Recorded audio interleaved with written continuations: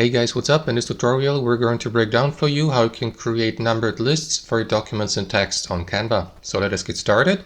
Head over to your project on Canva. So let me go with the page of that presentation here, featuring a bulleted list like this one here. And I would like to convert that text or that bulleted list into a numbered list. You can do that with any text. It doesn't have to be a bulleted list. So what you will need to do, guys, is simply click on your text box, highlight the text you would like to convert into a numbered list. And here at the top, you will see that tab, list, so click on it to switch between unlisted, numbered list, and bulleted list. So click on it, and that is going to convert the given bulleted list into a numbered list. And if you click on it again, it will convert it into a standard text without any list. And if you click on it again, it will again become a bulleted list. So let me convert it again into a numbered list.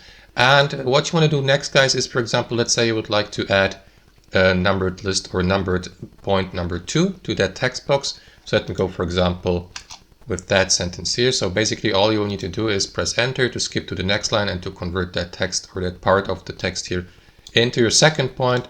And you can continue doing that, or by simply pressing enter and by typing in your text here. And that's basically it, guys. That's how you create numbered lists on Canva. Thanks for watching and have a wonderful day.